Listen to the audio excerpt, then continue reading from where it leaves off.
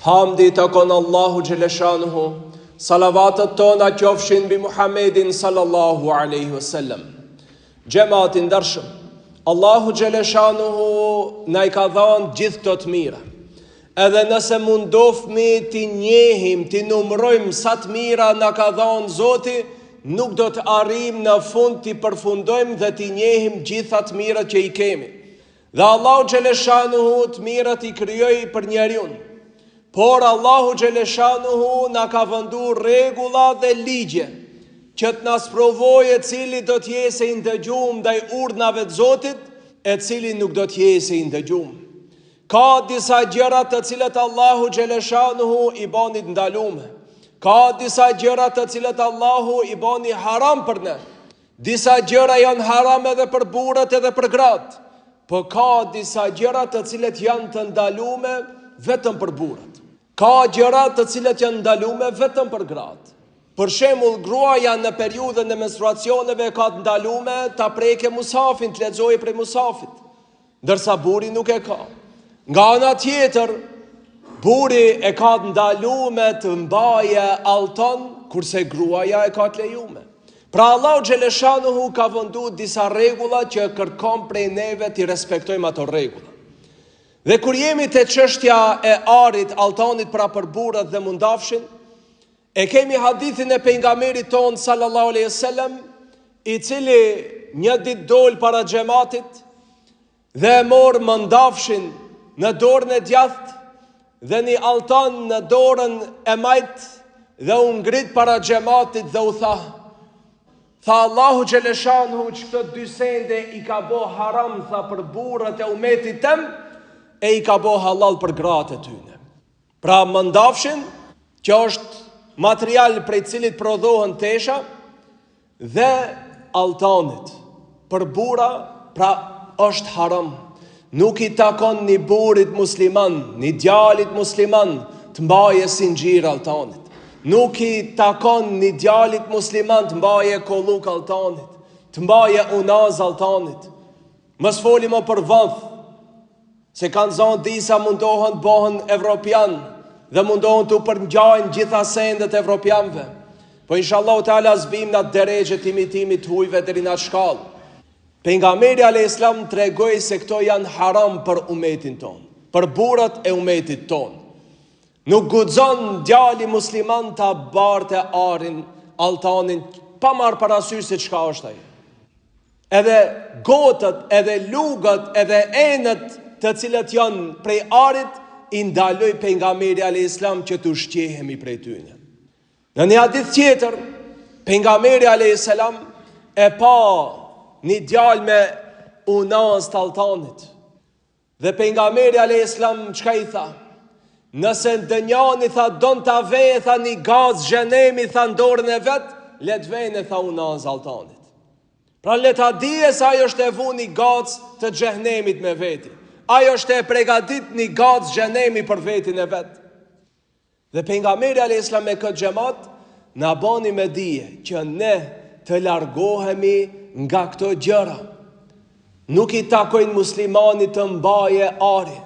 Dhe pejgamberi alayhis salam tha, ai që e mban arin, tha, në këtë dynja, Allahu nuk ja mundson ta kese në ahiret. Kur dhe I shpërblej Allahu Gjeleshanuhu banorët e xhenetit me gjëra prej ari, ai I cili e ka shfrytzuar xhoker në këtë dynja, Allahu në botën tjetër nuk ja mundson. Pse e bani këtë? Allahu Gjeleshanuhu dhe pejgamberi alayhis salam deshën që djali musliman, një burr musliman, tjese has musliman edhe burr, nuk I takon që të imitoje gratë. Nuk I takon djalit musliman të shtiret si grua. Pejgamberi alayhis salam çka tha? Allahu tha I mallkon ato burra, tha, që ju përngjajnë grave, dhe ato gra të cilet ju përngjajnë burrave. Transgjinorët që sot në përbot po mundohen të fitojnë drejtët e tyne. Dhe disa musliman kanë fillu të mundohen të ngjajnë me ta. Nuk I takon xhamat. Po një gabim ku fillon?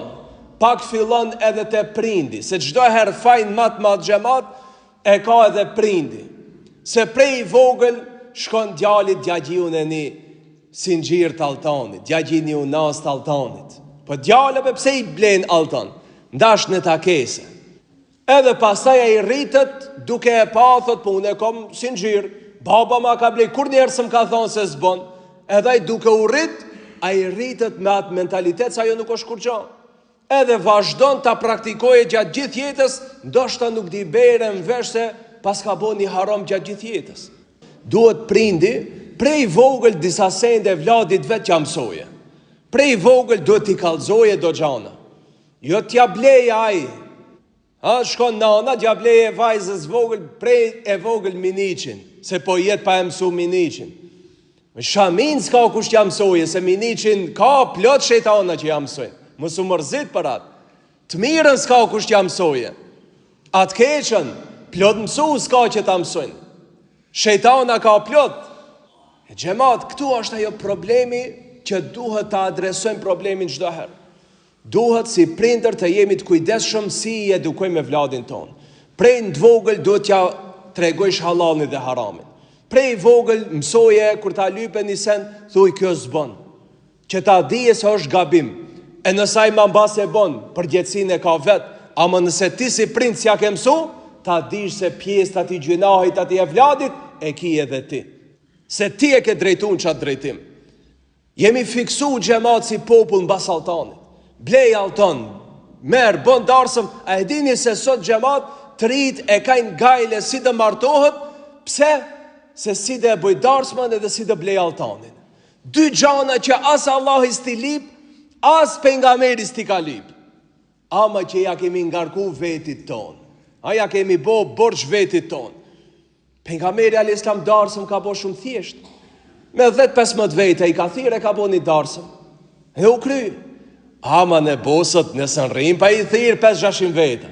Ne si mës na i thirin 5-600 darsëm, zbohet ajo darsëm. E masande baj gajlen se si di paguj borxhet. Kush ta lypjat? Mës të ka thonë Zotin Kur'an të bëjsh darsëm të shtrejnë? Jo. Më të ka thonë pejgamberi alayhis salam se s'kije martes të lumtur si mës e bëjsh darsëm mbi 20-30 euro. Jo, po ka e qitë ti. A e dini se sot të rritë e vonojnë martesën shkaku pse së në bëje darsëm të shtrejnë. Ka të rritë të cilët nuk bën darsëm, e i pytë, pse bes martosh? Po të s'kom kushte. Qëfar kushte? Shpijen për merak, vetur po, shëndet po, të mira po. Pse, qëfar kushte s'ka? S'ka pari një 3-4 euro t'i hargjoj për darsëm. Se duhet shkoj t'i blej një 10-15 euro sinxhira nusës. Vetëm gratë e shqiptarve xhamat qafën rand me alton. Ajo mbretnesha e Skocisa që martohet, një sinxhir të hollë. A miliarda ka, nuk e din edhe ajo sa ka. Martohet pasuniki më i madh në dynja, ja ka blej vetëm një unas. Shqiptari më borç deri në fyt, dëshkojet 20.000 euro alton të bleje. Masande baj gajle si dhe paguje. Do shte i prishet martesa, i hala borxhin se ka lajt ati altanit. Ajo gruja shkon do shta martohet tjetër kundi ka fëmi, a ki hala borxhin e altanit se ka pagujt. Pse i hije gjitha saj gajle? Kush ta lypi gjithat gajle? E këtë xhamat ja kemi ngarku vetit ton. E kemi ngarku vetin ton me nisen që s'na e lip feja. As mund ka të bëhet, si tha, shkoj te pejgamberi alayhis salam një gruje, dhe i propozoi, tha, kam nevojë, tha, për martes, ndash për ty, ndash për dikanin, gjeje ti, tha, dikan për mu. Dhe pejgamberi alayhis salam tha, cili, tha, don, tha, të martohet me këtë. U çu njani, tha, unë, tha, a ki e, tha, t'japsha një dhurat, do thot mehr. Tha, ja Rasulallah, tha, nuk kom, tha, vetëm një unaz të hekrit. Një unaz të hekrit, tha, edhe ajo, tha, mjafton. Shife xhamat me një unaz të hekrit, pejgamberi alayhis salam ja boni të mundshme ta boje martesën. Me një prerje të një delës, pejgamberi alayhis salam ka bo darsë. Do thot thjesht, ama nuk e di ka neve na u ka fiksu në krye luksuzin darsë. Se nuk i kemi kusht të xhamat, mos mendojmë, nuk kemi milionera. Me kon milioneri ta boje, edhe pse dhe ati si takon, po prap ka pare, ndoshta s'di ka t'i qoje, Allahu alem, ndoshta si i ka fitu, s'di ku t'i hargjoje. Ama xhamat, shumica 99% që te projnë në lukse janë shtresa e mesme dhe shtresa e fukarave. Ata mundohen t'i kallëzojnë zotni se ti e bon, po në unë mund t'a bëj. Po aje ka bo, ma ti së ne bon si aj, se ti tash du t'a bëjsh gajlen borxhet si di lash. Pra xhamat, mos ja u vështirësojini rinis martesën. Prindi, mos ja vështirësoje e vladit vet martesën, qoftë ka anë e djalit, qoftë ka anë e vajzës. Mos ja ushtini në krye se mora darsma të bëhet e shtrenjtë. Mos ja ushtini në krye se patjetër të kese 10.000-20.000 euro alton. Se si mos i bjerë 10.000 euro alton, 20.000 euro alton, zbohet mirë. Xhamat, ti lam këto budallakia. Ti lam këto sende të cilët na e vështirësojnë jetën. Pejgamberi alayhis salam tha, mehri më i hajrit është ai që është më poshtë.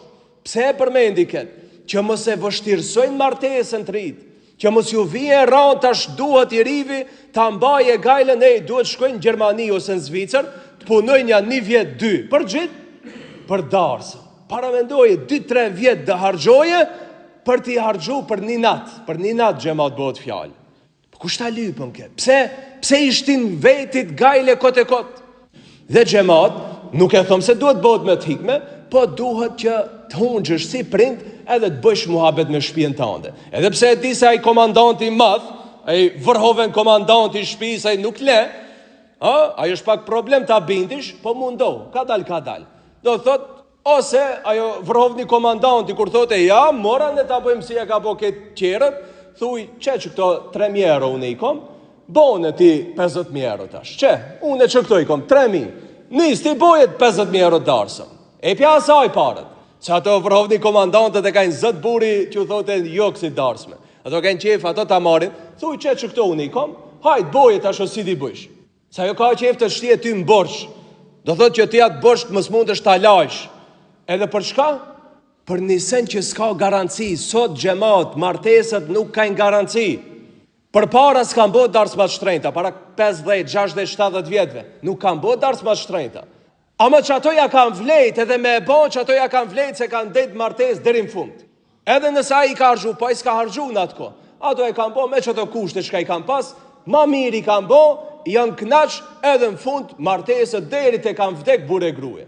A sot luksuzi math, budallakit e mdhoja, harxhimi math, mbas 3 dite hoxho hajde se u prishën. Hajde hoxho ti dajmë, qash shkon. Hajde ta shprish, ma shumë xhamat imi të shku na për prishet martesave se na për niqahe. Brenda vjetit 3 vende shkon niqan, 6 vende shkon ndamje. E pse? Që kjo është kur rron për halkit, rron për një dit, ti çudit i halkit. Ama i ke çudit valla. E tash dellën i ke çudit halkit, tonën dhe çudit ish vetin tënd. E xhamat prandaj mos e ngatrojni vetin me komt e juja, secili duhet bëhet i kujdesshëm, parja të keni llogari se ku e keni harxhuar ditën e gjykimit, si tha pejgamberi alayhis salam, kërkush se luan kamën, pa dhënë përgjigje se ku i ka harxhuar parat. Edhe Allahu ka të pyese. E ti pris sot bën hesab parët që i ke harxhuar kot e kot ndarsëm, si ti jap zhevap ditën e gjykimit të Allahut dhe këtë përgatitje prej tash. Xhamat duhet jemi të vetëdijshëm, Allahu do të na marrë llogari për çdo sent, edhe për parën që e ke harxhuar, bën hesab se si ti jap llogari Zotit, do thot, po ti çka do thosh? I kam harxhuar për t'i kënaq njerëzit të cilët duke qenë ndarsëm kanë shajt. Duke qenë ti shkoni për shëndetën, mirë se erdhët, sa të ka përcesh, edhe një të shame. Që ato që ka të shanë, ti do në t'i knaqesh, s'mu t'i knaqesh xhamat. Prandaj, mëse ngarko vetin me xhane që s'ti lyp Zoti, po mundo, do thot ta knaqesh vetin, familja jote ti se e knaqet, kjo është ajo pasunia më e madhe. Sepse i knaqet tjerët ti nuk dihesh i knaqet. Knaqe vetin, Allahu të knaqet, rahatlëk dhe inshallah muhabet kien të rit ton. Subhanallahu bihamdik, ashhadu la ilaha illa ant, astaghfiruka wa atubu ilaik.